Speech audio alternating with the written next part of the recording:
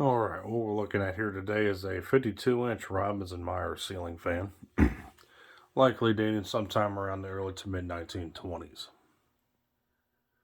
There's the tag there on the side. This is a list number 5804, Robbins&Meyers, Springfield, Ohio. As you can see, the fan has been painted red sometime in the past. The original finish would have been black. It's hard to say what the blades would have been finished, probably a dark walnut color. They are still in decent shape. There's some splits in them that have to be fixed, but other than that, they're pretty solid still. Fortunately, as you can see, the fan's missing some parts. The original snap switch housing is gone, and there would have been an upper piece of that canopy there, which is also missing, so it's a bit unfortunate, but everything else is there except for the hardware. I had to supplement hardware myself for this. Fan's got the original speed coil underneath the terminal block there for the motor leads. I just have it hot wired straight to high for purposes of demonstration, since I have no other switching means. This fan would have been 3-speed originally. Later fans were electrically reversible. This one here is also reversible, but by means of how you attach the blades onto this rotor. This is almost like a sawtooth shaped rotor. You can see here the additional holes for the blade irons to mount to, and that's for updraft. You can kind of see up stamped into the rotor there, and where the blade irons are attached it says down.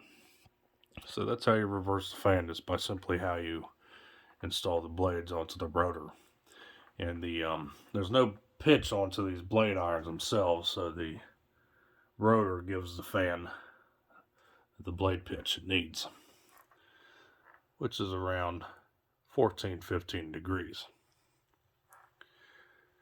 Don't really know much about these things. I know later ones were electrically reversible by means of a reversing switch on one of these vent holes here on the bottom, but pretty unique fans. Don't really see a whole lot of them. This one here came out of an old bar in Springfield where this fan was made. A buddy of mine paid like 25 bucks for this thing from Craigslist or something 10 odd some years ago now.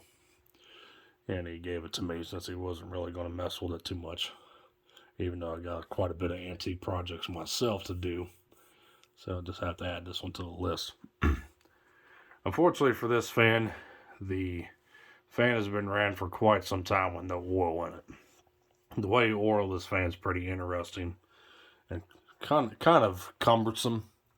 There's no actual oil port on top where you can just put the oil in like the originals or Emerson's or what have you. What you have to do is that there's a hole in the rotor that you got to align with one of these triangular holes here on the top, and have a long spout oil tube where you can stick it through the hole in the rotor to get it down into the oil cup. That little square screw right there is the drain for the oil.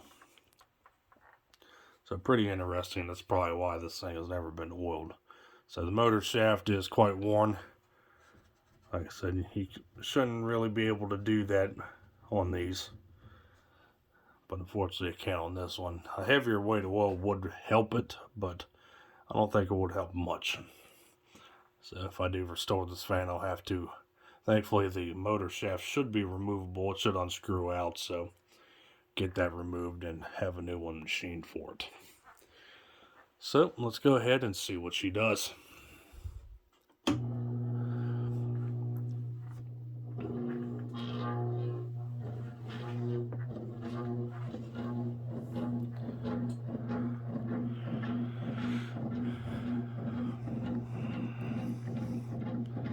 Yeah, this fan is definitely quite janky,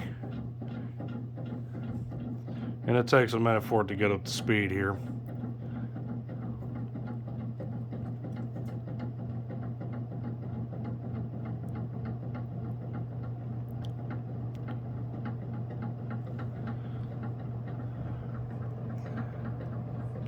I don't really have much oil in this fan at all, but it really won't help the case much on it. But yeah, so there it is, full tilt, likely doing around 200 RPM. Airflow is pretty good, as you would expect from an antique. Yeah, that noise you hear is just the freaking rotor rocking on the motor shaft. It's pretty bad. So, which is quite unfortunate. Other than that, the fan runs good. The motor's perfectly healthy. It runs under 2 amps, which is about average for these.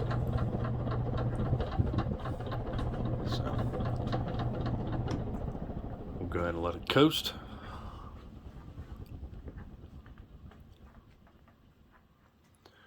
So yeah, finding parts to fix this thing up will be kind of interesting.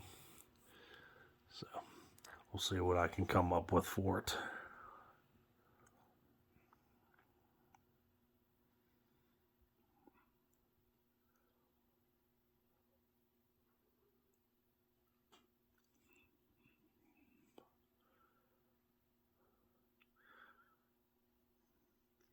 On the top there, you can probably notice I'm using a Hunter original U-bolt J-hook and bushing for it.